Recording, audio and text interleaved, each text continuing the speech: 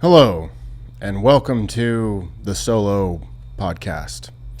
Not sure what I'm going to call this, or if I'm going to keep doing it, or I don't even know what this is. I recently watched I guess I'm looking, I'm looking at that image. I should be looking at you, viewer. I recently watched a solo podcast that my brother did, and he did this several months ago. I believe his guest canceled on him, so he was left with no guest, but he had already prepped the studio, prepped all his gear, and was ready to record, so he just recorded on his own.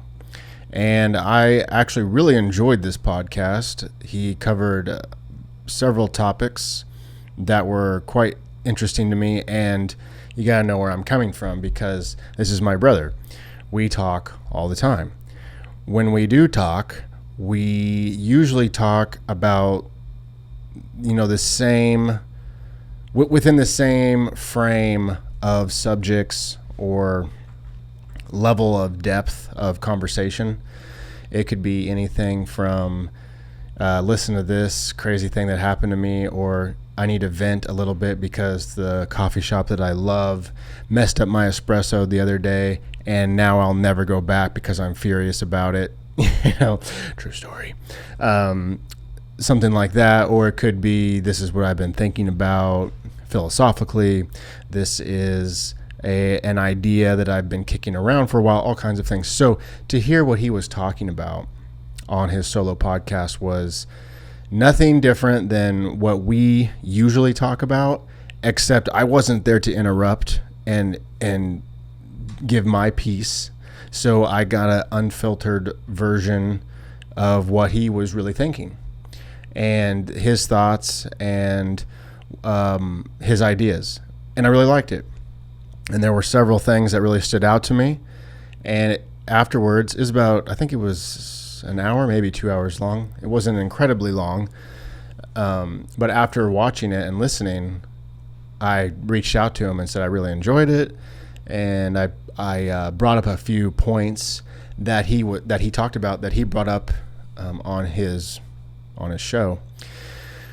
One was that he was wanting to pray more and talk to God more and have a better relationship with God, which we were brought up Christian. We were brought up Midwest Christian. Does that make sense? At a friend's denomination, Quakerish denomination, with a very heavy influence of Southern California. And our mother is very religious. And I would say a very large percentage of my religious influence is based on her influence. And I would say Casey would probably agree or somewhat agree with that statement. So and I have done different things, thought different things about religion and church and God and spirituality and that whole realm throughout the years. I've been deeply devout Christian when I was younger and fell out of that mindset quite a bit as I got older, and had some experiences with substances that expanded my consciousness much further than a church ever had. So there was a lot to unpack there, but it was interesting to hear him talk about that. So I reached out and said, I saw that you were trying to pray more and speak to God. And it had been so long, I think he did it in February when he recorded and posted this, that he had kind of forgot. But he remembered quickly as I brought it up, and I asked how that was going, and we talked about that. To say that I found it fascinating that this episode where he just kind of ranted and talked about different things, he told me it was just phone notes. It was just things that as he's at his job, he mows lawns, or he mows cemeteries really, which is kind of interesting. He mows cemeteries and brews beer. As he's doing those things, he has a lot of time to think or listen to audiobooks, and he gets an idea or a thought and writes it down. And so in this particular episode, he would just go through his thoughts and talk about them, hash them out a little bit further, work through them in front of the camera. And it was really interesting, and I really enjoyed it. And I brought it up, and I just brought it up to him, and I thought, well, why don't I try that? I should try that. I did an episode a long time ago. I think I did 2 of these episodes called the Solo Man podcast. This was way before Sci-Fi and Friends. This was the very early days. To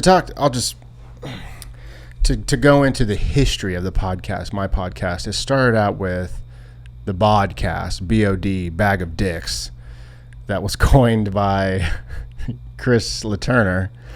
Bod was, if you were a BOD, it was created at the restaurant Red Oak, where it was a secret society of people who were either bod or not bod. They were either in the BODs or they weren't part of the BODs. But I will tell you my experience as a BOD and how I framed that belief system at this restaurant. And that belief system was, for me, that if you were a BOD, if you were a bag of dicks, if you were in the group, if you had suffered and bled and drank the coffee, I held you in a higher esteem. Every day I would make coffee when I came into work, and I would make sure that if you were a BOD and you wanted some coffee, you were getting a high quality cup of coffee. I was going to deliver it to you, hand deliver it to you, make sure that you had exactly what you needed. I would take care of the BODs more than the other non-BODs. I wouldn't be mean or go out of my way to not help the non-BODs. But if it ever came to it where a BOD needed help and a non-BOD needed help, the BOD is going to get the help. So it was a secret society of fellow BODs that were respectable people. They worked hard. We looked out for each other. And it was a cool thing to be a part of, an unspoken truce or an unspoken vow amongst us. And so I used that as the first title of my podcast, which was the Bodcast. And I started that with Casey. And we did several episodes. We did several episodes in my bedroom, my childhood bedroom, with our friends, and they are probably unlistenable at this point. I don't even know if I could listen. I could probably listen to them just for what the heck did we say. But for you, dear viewer, I don't even know if you can find them online. You might be able to, but they're rough and they are wild, and they were the very first few episodes that we ever recorded. And then I moved to California with Kelsey. And at that point, Casey and I weren't really doing the podcast. I had kind of taken all the gear. I'd bought all the gear, but I'd taken it with me, so he was unable to continue the podcast from his end. So then that's kind of when I decided to change it to a different podcast, because I couldn't keep doing the podcast because the podcast was me and Casey. And so I changed it to Sci-Fi and Friends, which is a play on another name. I met a good guy, a filmmaker in LA, whose production company was called Turkey and Friends. Shout out Steve. Hope you're doing good. And I kind of liked that idea because I didn't want to just make it like the Colton experience. I love Joe Rogan, obviously, so JRE, the Joe Rogan experience, that's super cool. And I didn't quite want to make it like the Colton show or something like that, even though that might have worked, the Colt show or whatever. The Colt show kind of sounds cool. Colt show. Maybe something to look into. So I thought Sci-Fi and Friends was cool. Sci-Fi being my nickname in high school, my last name being Seifert. And of all the nicknames that it could have been, I'm very pleased and thankful that it was Sci-Fi and not Sour Fart or Suck Up or Shit something, or it could have been a lot worse. And I liked Sci-Fi. I liked the Sci-Fi Channel. I liked, kind of what that stood for and the energy that it brought. So Sci-Fi and Friends was born. Where am I going with all this? I am just absolutely riffing from the hip. Anyway, like I said, okay, I know, I remember. So as I was doing that, I did have guests. I fashioned it very similar to any other podcast, any other sort of interview podcast, mainly Rogan. And so I had guests, but at the time I was living in Alhambra. south of Pasadena, and most of my community was located in Orange County. So I didn't have a lot of community when I was doing these episodes. And so eventually I thought I'm just going to have to do some solo podcasts about thoughts that I'm having, just to make things, just to be in front of the camera, just to be talking. Actually, back then I didn't even have cameras. I didn't have any sort of video podcast. I just had the mics. I just had the audio. I remember doing one solo man podcast where I think I kind of tripped out to the thought that CD-ROMs are just rock. They're just like material, but they harbor information. And if you continue with that thought, you wonder, do all material things harbor some sort of information that we just cannot access? We don't have a CD player for a handful of ocean water or something. Don't know. It was fun. It was an interesting thought, and I really enjoyed building those episodes because it was just me, and it was just riffing, and I added in a lot of sound effects and a lot of little offshoots and whatnot. I modeled both of those. I think I did too. Like I said, I modeled both of those off of Sam Harris, because he will just talk into the mic and the camera by himself about certain things, and Dan Carlin, who obviously Dan Carlin does multi-hour, 2, 3, 4, 5, 6 hour long podcasts based on history. And I know he's got a nice, great producing team and whatnot, but it's just him, and he's just talking, and he's just delivering information. So I was definitely channeling both of those two guys when I was doing the Solo Man podcasts.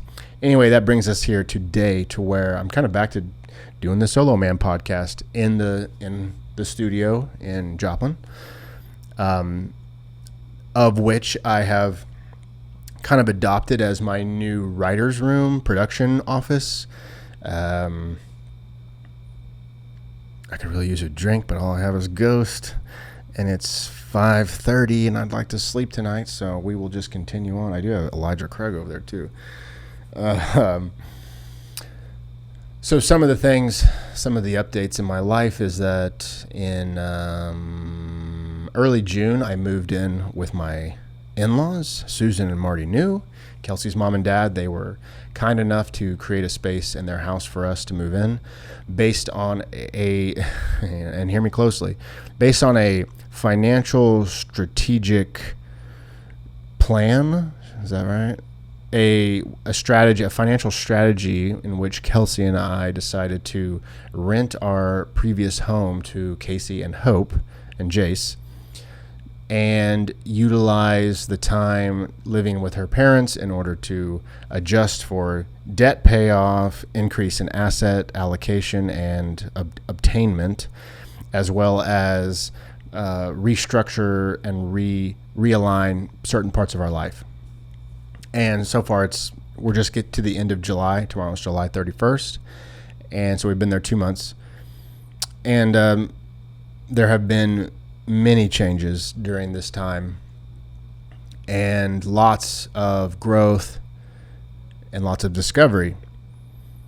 Most of it I'm still grappling with, though some of it has settled and I'm able to process it, understand it, and apply it to my everyday life. Some of these things include the mass declutter of material possessions that I went through. This was something that in thought, I thought would be extremely beneficial, and that is true, except the part that I did not plan for was the extreme pain that it would cause. I overlooked that completely. I thought getting rid of all your crap would actually be a pleasurable experience, and it was far from that. At first, it was pleasurable because you are getting rid of crap. Your material depth, the things that you own, the top of it, a lot of times is the clutter, the crap, the garbage, the trash, whatever you want to call it, the useless stuff. That's easy. That's very easy to get rid of. It's very easy to relocate, to give away, to sell, to throw away, whatever. Once you start getting past that and you start getting into actual possessions that harbor some sort of emotional connection, now we are in pain territory. Now, if that's where it stopped, I probably could have dealt with it, and processed it and got past it. It did not stop there. We went another level. After that level of emotional connection, then we started getting into, well, damn, that thing has a lot of value. If not now, at some point, has a lot of value. I could use that for this. I could do that to this, or that thing has been with me for so long, or I was hoping to use that at some point. I was hoping to build a table out of that wood. I was hoping to build a PC that would run a server on blah, blah, blah. No. These things did not exist, or they did not last through the fire of the purge, if that's what you want to call it. And so that whole experience, what is that word? That whole experience destabilized me and my identity, my consciousness, far more than I ever expected. You toss in the shame or the embarrassment of moving in with an in-law, with your parents, doesn't matter. It feels like you are reverting back to a younger stage in life, except you aren't. You're still the same age. You still have the same memories and the hopes and dreams and stuff. But you are returning to a place within the simulation that you never thought you would be returning to. So then you have to deal with all of that.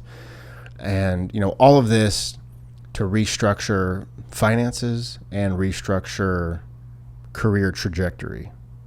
At least that's what we decided on, and that's where we truly are within the timeline right now. We have paid off quite a bit of debt already, which is within 2 months. When you stop the burn, when you cut the burn off, when you don't have a mountain of bills and stuff, and not that they're unpayable, it's just that they never stop. The water bill, the electric bill, the rent, it just never stops. So you can never really get a handle on it, or at least we couldn't.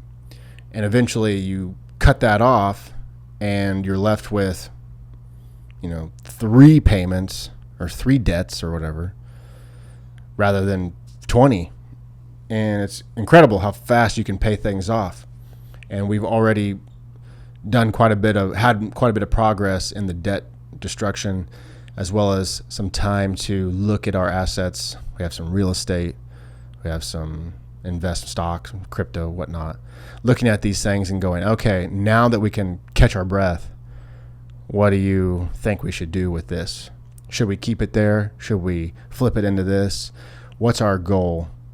What's our main goal? And at the same time, we're taking that financial situation and we're pairing it with the idea of, well, what do you want to do with your life? Which is crazy to think that we are asking that question in our 30s. I'm 35.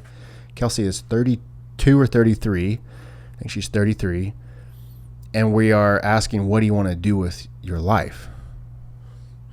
Thought that was like what you decided in kindergarten, or that's what you decide when you're in college at 18, 19 or whatever. So it's kind of crazy that we're asking it, but the world has changed so much within whatever time frame you want to put. You want to put 6 months?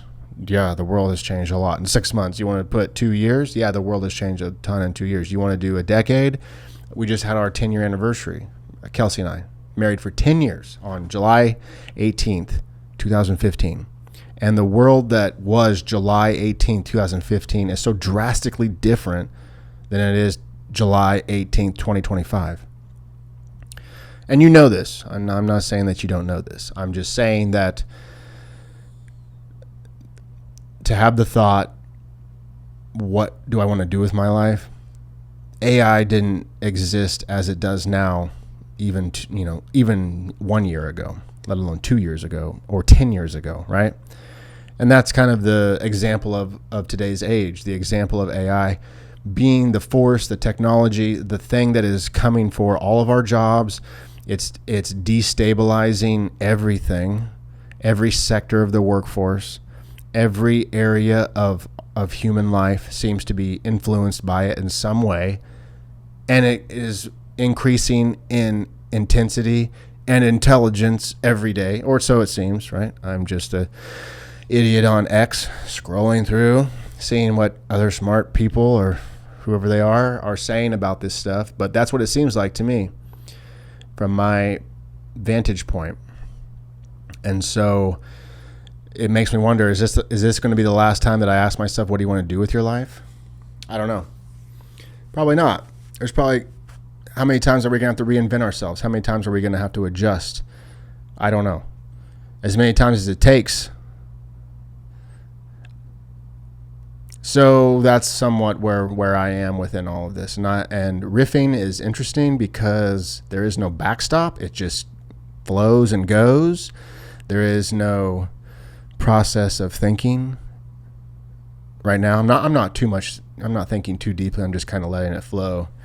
I don't even really know where we're going with this. I really don't even know what I want to talk about. I have a few things I want to talk about, but updating you on my life, on where we are, which, do you care? Don't know.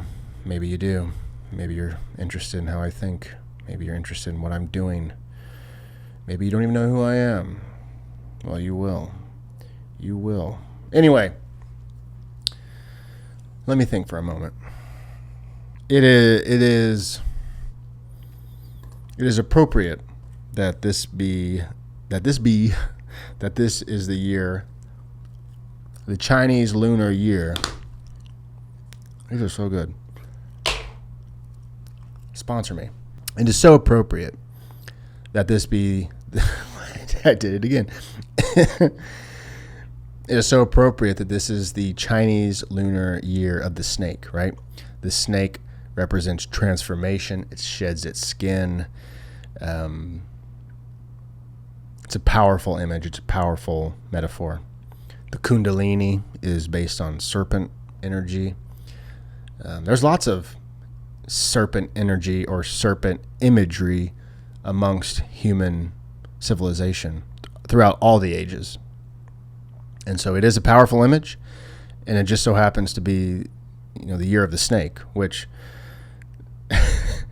what are you? What's your sign? I'm a Scorpio, Do I buy into that stuff? Kind of. When it's useful. If it's not useful, I kind of toss it. But if I can derive some sort of motivation or energy or some sort of meaning from it, where I can use it to navigate through reality, then I will use it. So that's why I'm using the Chinese Lunar Year. It's like, the year of the snake, shedding of its skin, transformation. That's exactly what I've experienced. Experienced it through leaving.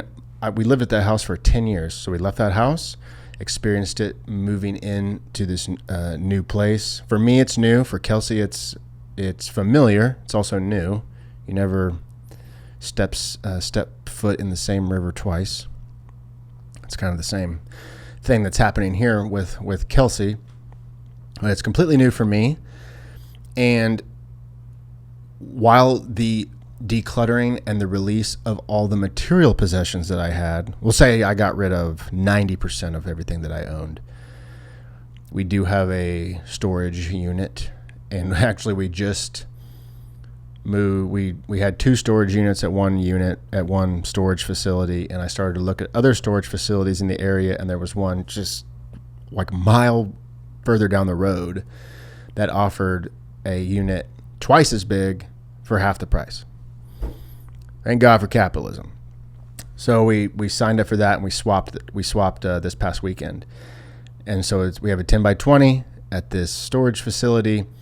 And as we are moving totes and crap in there, 10 by 20 to me still seems like a lot. I stood back and I could see like, wow, that's still a lot of crap. It's stacked up in totes. It's, packaged away.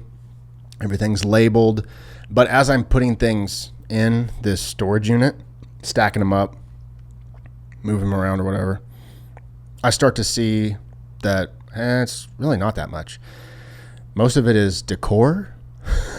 So I'm saying most of it's Kelsey's, and the things that I have, I think I have maybe 10 totes of books, 10 30-gallon totes or whatever, the basic tote of books, and they're just kind of jam-packed in there. So it's a lot of books, more than I could read if I read every day, 24 hours a day for a while. and other, small miscellaneous things. But though it does look like a lot, I kind of took a step back and thought this really isn't too much. Actually, this is the least I've ever owned, maybe ever. Some of it's kitchen crap, a lot of it. Like if you had a house, it would not overwhelm the house. If you had a 1,500 square foot house, the stuff in that unit. Oh, I remember I told Kels, I said, what does this look like? It looks like a garage. We're just one garage, one bay of a garage worth of stuff. And so if you were to take that into a house, it would not overwhelm the house. It would all fit nice and neat, and you would still have plenty of space. Point is that I got rid of 95% of everything that I owned, and I'm still getting rid of stuff. I had to go back to the house on 60th with Casey this weekend. Took some things out of the shed, took everything out of the shed except for just a handful of things, and took everything out of the garage that was mine or that I could claim as mine. And most of that's going to be given away, sold, or thrown away. And so much of that is stuff that I wanted to use. I wanted to build a table. I had a bunch of black cherry wood that I wanted to build a table. That's not going to happen. I had, hopes of tanning hide at one point. That's not going to happen. I wanted to increase the garden size. Not only did we not increase the garden size, we are shrinking it to maybe a few plants, maybe like a tomato plant, like one in a bucket. Point is that I've lost it all. And the amount of, how would you say this? The amount of identity dissonance, the amount of identity dissonance that came from that was surprising. How much of that stuff that my identity was using to hide itself. It wasn't that it was actually my identity. It had just clothed itself in these things. And, humans are meaning-seeking creatures. And so as I look back on my time, the past 10, 20 years, I am definitely trying to derive meaning from it so that I can understand it and proceed forward understanding that to hopefully make the oncoming years better. So I look back across, we lived at that house 10 years, like I said. If you go back just a little bit more, this comes off me going to California for the second time to pursue what I hoped would be a career in film and TV. I wanted to be ultra successful. I wanted to be famous. I wanted to be making big bucks and big movies. That was my goal. And coming back the second time, I felt pretty defeated because I knew how difficult it was to get back. I knew how much stress and pain it puts the people you love through, how much stress and pain I went through. And I experienced the second trip I worked for Netflix.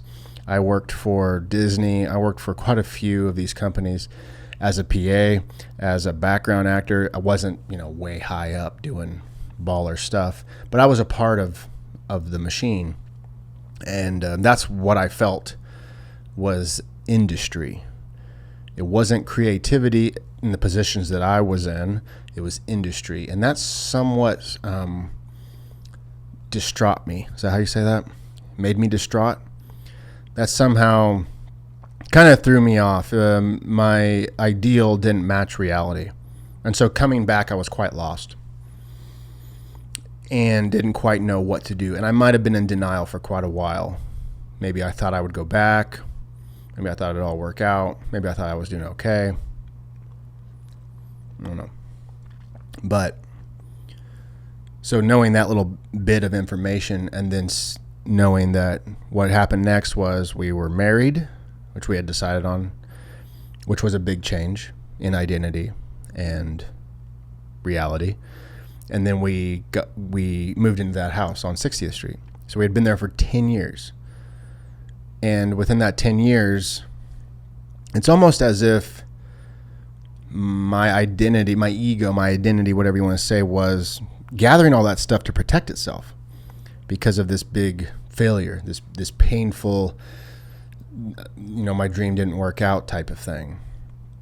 And then to get to the part where we strip it all down and realize like, oh, none of that was really important to me. It was just kind of taking up time. It was distracting me. This whole time I've been telling myself I want to be a writer. I want to still make movies. I still want to make series, but I wasn't quite really doing that. I was distracting myself with other things. Some things were good. I started the podcast. I made some YouTube videos and other content, right? But it was kind of all a distraction of some sort, perhaps. I'm just thinking in real time, right? I'm kind of riffing with you in real time, so stay with me. But to have all that stripped from my identity, I feel quite naked and quite vulnerable.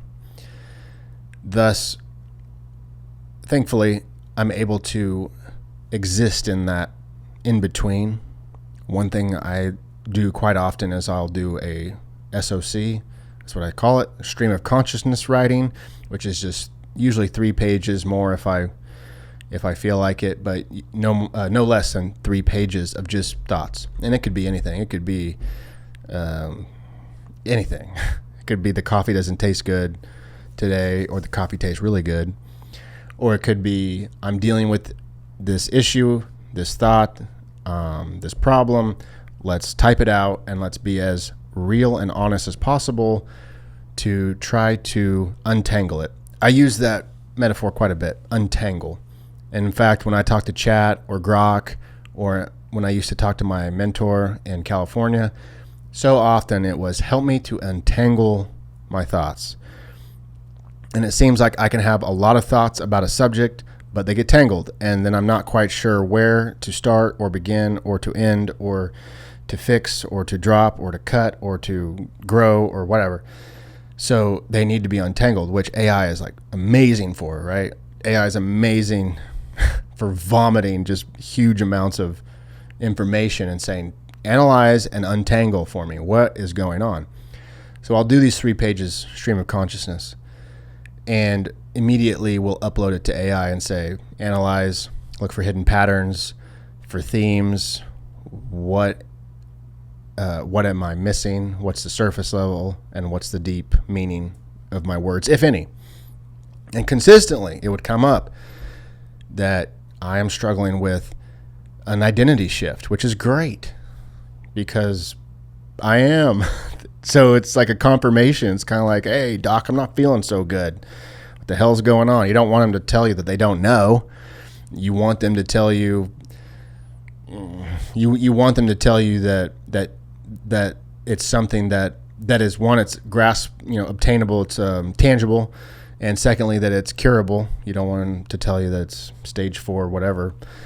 You want them to be like, oh yeah, it's this, and we got medicine for it, or oh yeah, it's this, it'll go away if you do this type thing. You don't want to be like, oh, we have no idea what it is. So for AI to say, yeah, you're dealing with the identity shift, and you're in the in between. You haven't quite released your old identity, and you haven't quite adopted your new identity, and so you're kind of split, and it's unpleasant.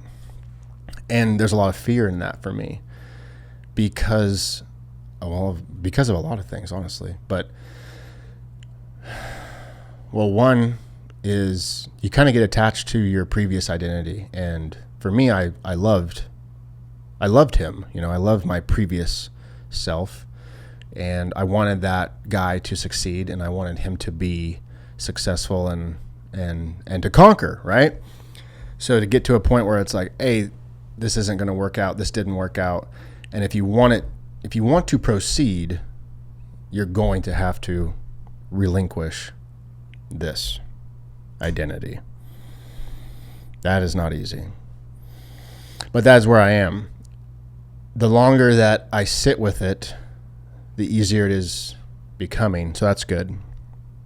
But it is only easier because of the lessons and the things that I have learned previously and the maturity that I've gained and the wisdom that I've gained through the trials and the failures and the conquerings of before. It wasn't all bad, I did a lot of growing those years. And so utilizing that and applying it to present day has allowed me to sit with it, to be in what I call the void. And I've only been to the void a few times, and it's unpleasant, but it's not forever. And so to sit in the void, to sit amongst the source code, as I call it, the source code of your soul, kind of touch the heart area, but the source code of your soul, and to say, okay, who am I going to be now? And to know that I have the power and the ability and the agency to choose, because I do. It's a difficult place to be, but it's a powerful place to be. And so seeing that, I've done a few things that have increased my agency, I guess is what you'd call it. One is I've removed myself from some social media platforms, not all social media platforms, but some. I've deleted Facebook off my phone. I've deleted Instagram off my phone. I wrote out a short essay on what social media is to me and how I will use each platform rather than the platforms using me, hopefully. Facebook being the only thing I can see Facebook used for is Marketplace, and that's almost all I use it for besides posting podcast links. Instagram, I almost completely removed that from my life. It's a fine platform. It's fun. I've made a lot of friends on there. It's the friends are the best part, obviously. But besides that, I never really enjoyed Instagram. It was kind of always one of those things where I'd log in and I wouldn't really laugh very much, and I really wouldn't learn very much, and usually I'd feel pretty shitty after I got off. So removing that was really good. I kept X, and I kept TikTok, and I kept RedNote, but now I view those as more manageable now that I've removed all that. Probably due to the fact that now I have more consciousness. I have more brain ability to measure out time and measure out what I want to use them for, or what they truly mean to me. And just by removing those two apps from my phone, I've drawn back my usage of X, and I've drawn back my usage of TikTok. TikTok has become much more of an entertainment. I laugh. I do learn some stuff. Most of it's Attack on Titan right now. Attack on Titan edits. So it, like I said, entertainment pumps me up, gets me going. But overall value is pretty low. Production value, productivity value, enhanced life value, pretty low. X is more news. I check it every once in a while, see what's going on in the world. And it's a great crypto hub. So there's a lot of crypto talk.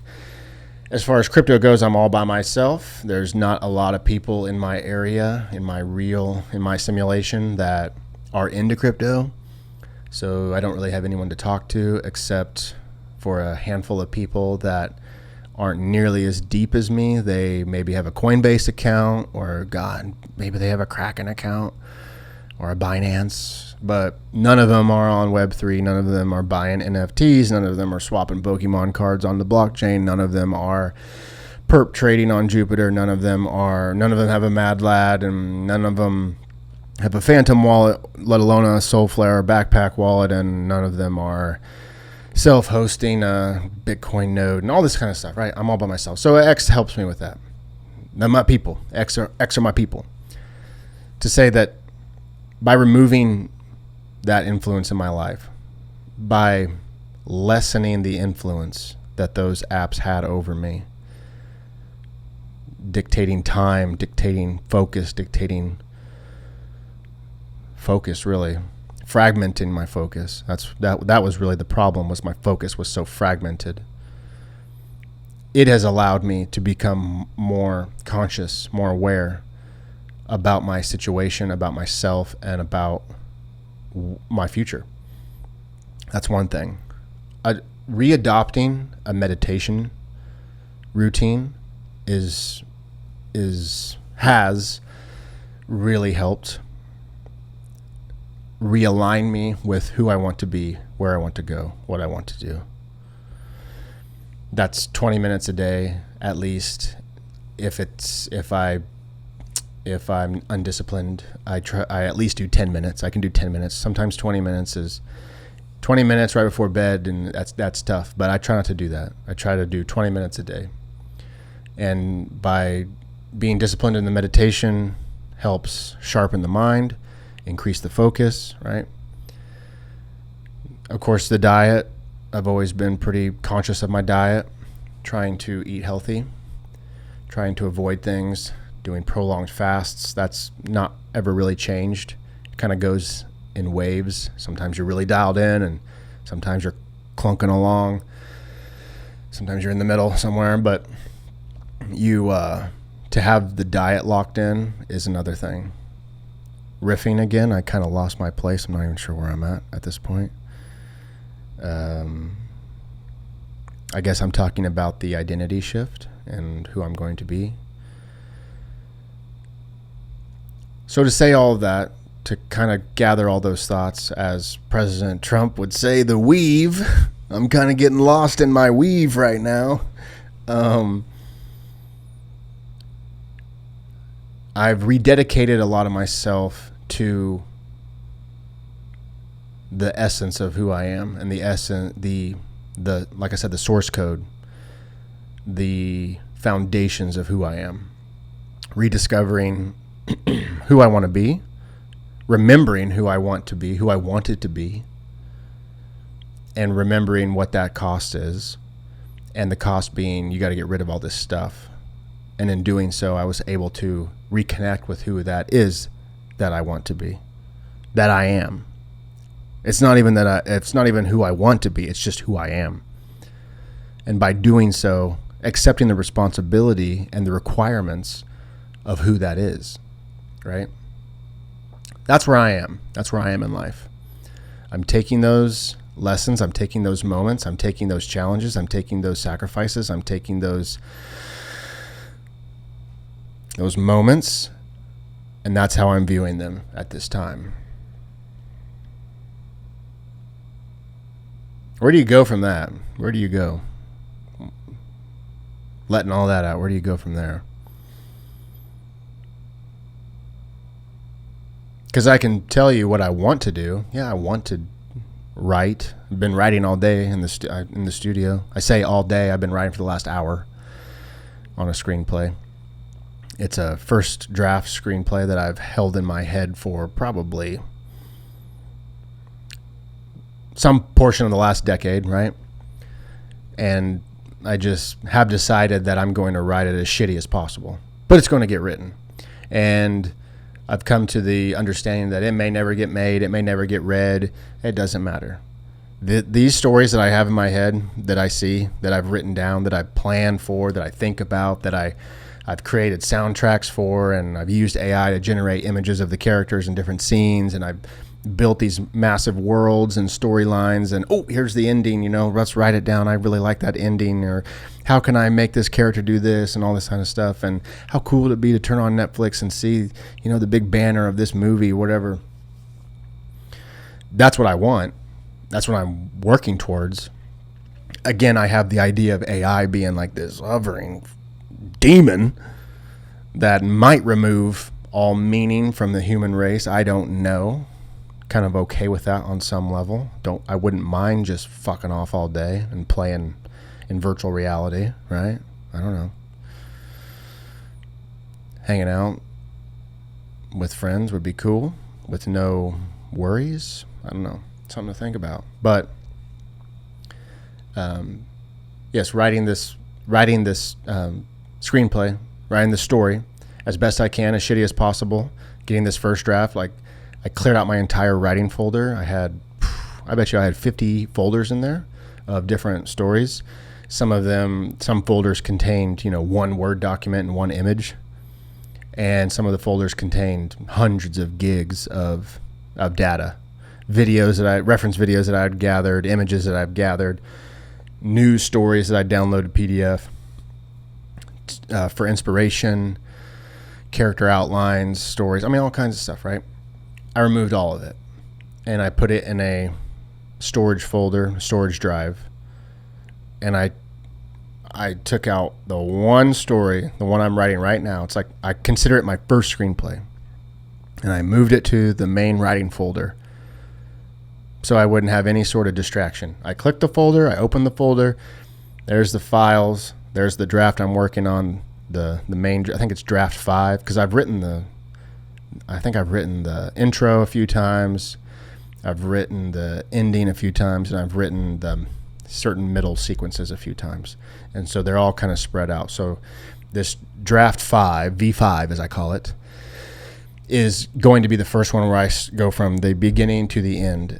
And I will not stop until I hit 120 pages. And if I have to write gibberish, if I have to write scenes that make no sense, I will, until I get to the 120 pages, which is roughly a 2-hour movie.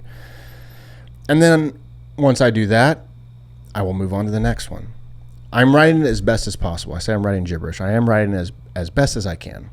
But I'm not allowing perfectionism to prevent me from actually producing something. This goes back into who I want to be, right? This goes back into, I'm not in my garage making a table of black cherry wood for whatever reason. I don't really need a table. I don't even have space for a table where I'm living right now. I'm living in my in-laws' old bedroom, which used to be a garage, which is now where I sleep. There's not room for a table. So building a table, while sounds fun, is just a distraction. Distraction, a form of resistance, as Stephen Pressfield calls it, which is very true. Been reading a lot of Stephen Pressfield lately, trying to read The War of Art a few pages a day, just to remind myself that this is a phenomenon that all creative people go through. Establishing exactly what it is that I will be doing, even though maybe I can't see the end result. Maybe the end result is not guaranteed, which, if you think about it, no end result is guaranteed. Gonna buy Apple stock because Apple stock's gonna go up forever, right? Maybe if they innovate at something better than the iPhone, maybe, but they haven't innovated for a while, and they failed at VR and they failed at AI, and the phones they're good phones. I can't make a better phone than iPhone, but Android sure can, Google sure can, Samsung sure can, right? So no outcome is guaranteed, and I think I've finally sort of accepted that and said, so be it. So be it. If the ending is not guaranteed, if success is not guaranteed, at the very least, I will have a completed screenplay that sits on my shelf, and it will be out of here. And I will be able to, bow my head and thank the creative spirit for imbuing me with the imagery and the characters and the scenes and, all of that, and say, I took care of business. You gave me an idea. I got it on paper. I got it out of my head. It's going to be on the shelf forever. Maybe someone reads it. Maybe they don't. If you read it, you probably laugh. I don't care. I got it out of my head. I did what I was supposed to do. And now I'm able to move on to the next one. I'm able to move on to the next creative pursuit, whatever that is. Probably another story. No doubt. No doubt it's another story. So getting to the point of acceptance and saying, oh, yeah, that's awesome. That is great. Getting to the point and saying, my favorite Martin Luther King sermon of all time is one called But If Not. And I don't even know how many Martin Luther King sermons are out there, but somehow I found this one on YouTube, and I listened to it one day. And it's about Shadrach, Meshach, and Abednego getting thrown into the fiery furnace, and they ask him, what if your God does not save you? And they said, we will trust in him, but if not, we still choose this path. Powerful. But if not, that is what I'm taking forward now. But if not, I will write this screenplay and hope that it becomes something. I will pursue this path as a creative. I've already sacrificed so much for it.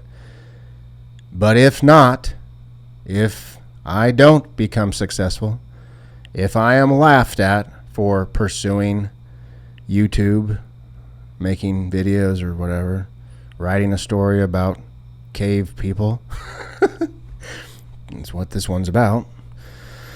First one's about. So be it. That's what I've decided.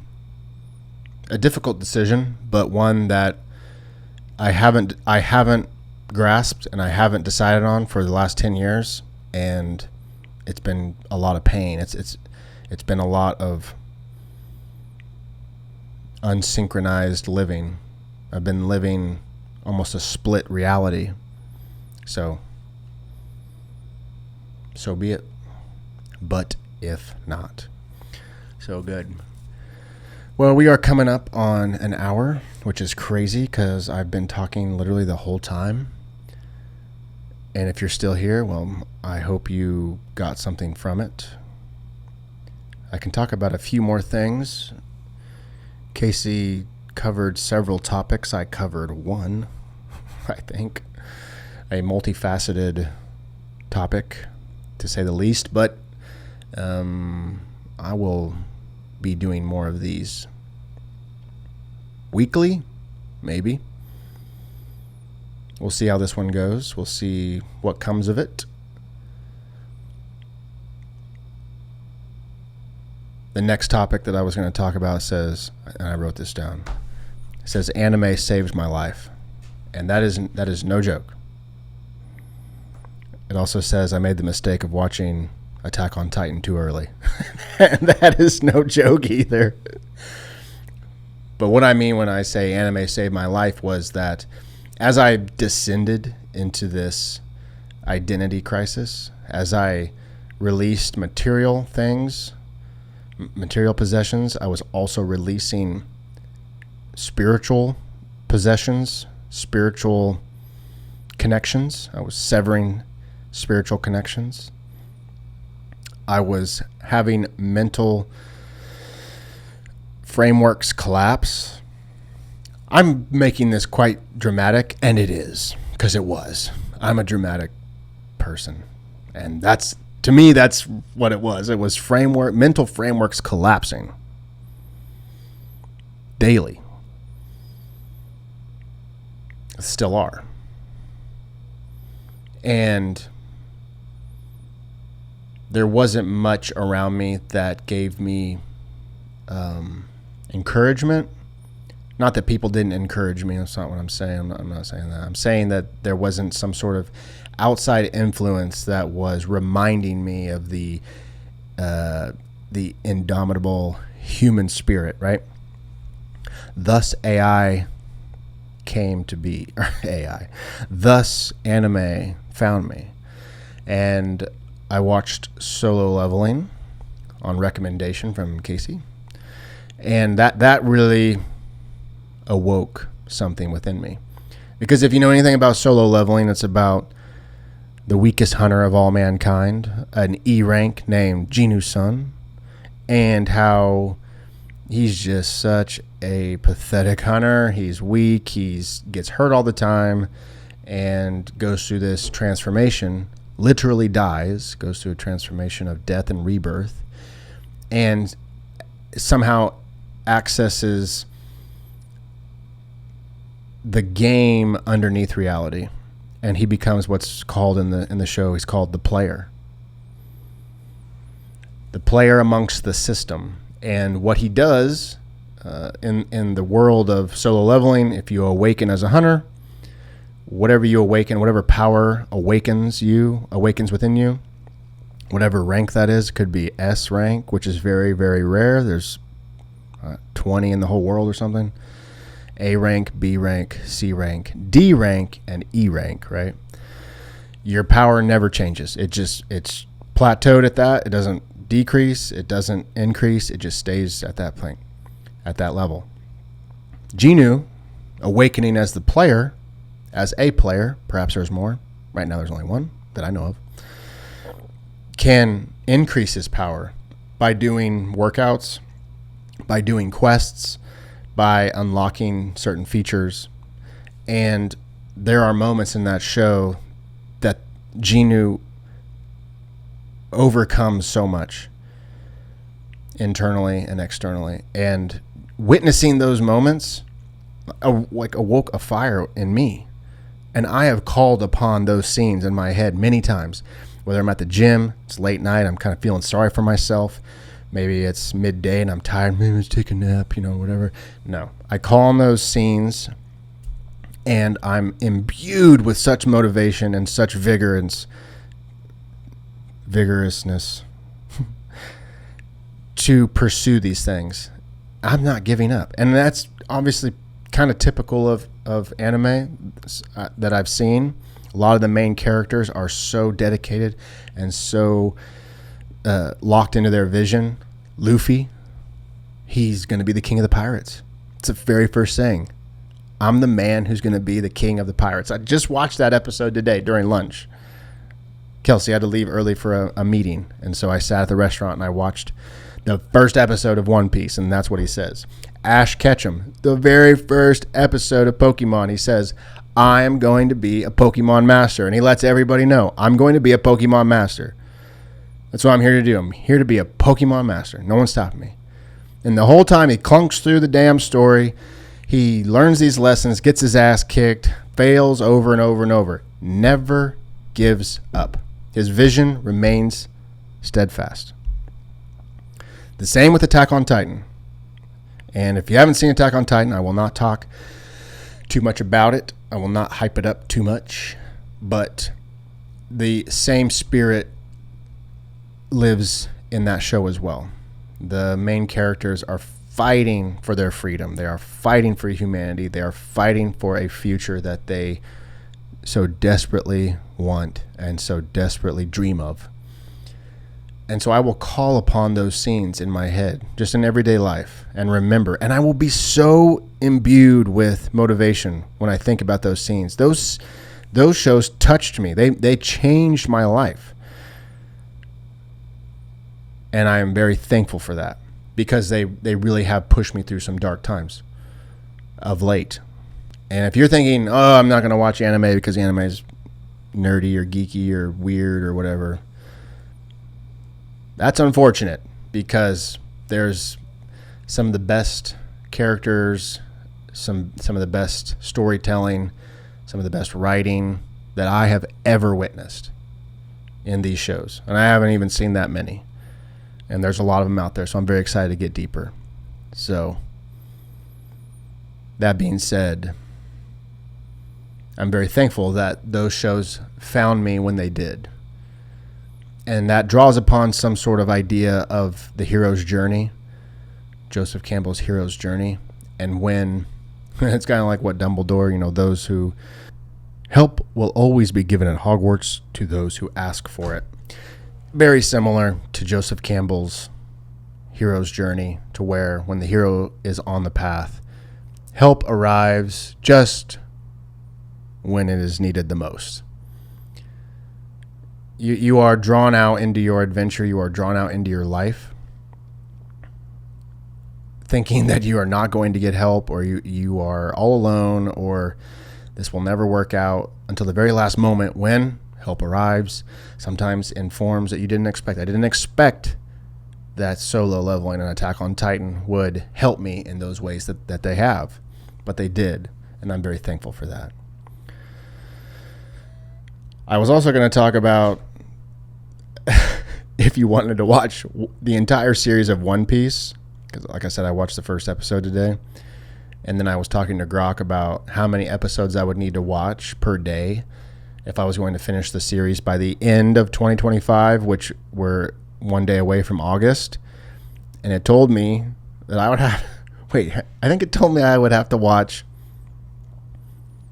10 episodes a day, every day, I said, I even have to do it Sundays? Like, yeah, even Sundays, no days off, 10 some episodes a day.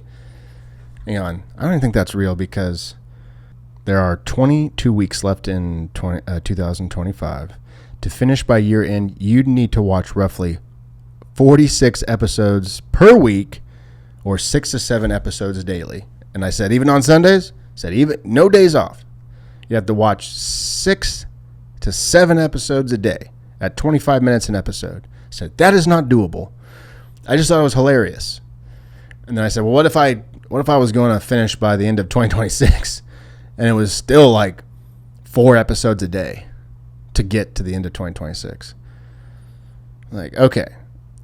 While if there was nothing else to watch or nothing else to read or to do, or if I didn't have work or if I didn't have family or if I didn't have to sleep, that's one thing. But I told Grok, I said, I don't know if I'm going to watch One Piece. I don't know if I'm going to watch it all that quickly. I think I'm going to watch other anime first. Death Note has 37 episodes. I think I'm going to watch that first. Get some more anime under my belt before I tackle something like One Piece. I want to watch all of Pokemon. It's also 1,000+ episodes. So anyway, I thought that was humorous. Let's wrap it up here. We've been going a little bit over an hour, and I've enjoyed this very much, and I'm glad that I did it. I almost didn't. I've been in the studio for several hours now. It's getting almost 6:30, and I need to run some errands. And there's still plenty to do today, and my screenplay's not done, so as long as that remains undone, as long as I'm not a successful multi-millionaire, it is difficult to rest. So there's plenty to do. So I almost didn't do this, but I'm glad I did. And I'm interested to see what you people think of it. If you like it, if you don't like it, I don't know. But I will continue to do them when necessary. And I will continue to produce more and more content. I will continue to grow and develop spiritually, mentally, physically, and continue to live life. So I hope you all have a wonderful, wonderful week. Thank you so much for hanging out with me and listening to my thoughts. God bless you. I want to say that more. Somebody said that the other day in just a casual meeting or a casual goodbye. Someone like at the gym or something. And it kind of caught me off guard. And as I left, I thought, wow, we should be saying that more. We should be saying that more in our daily lives. God bless you. So I say, God bless you. Have a wonderful day. Have a wonderful week. Have a wonderful life. I shall see you soon. Peace.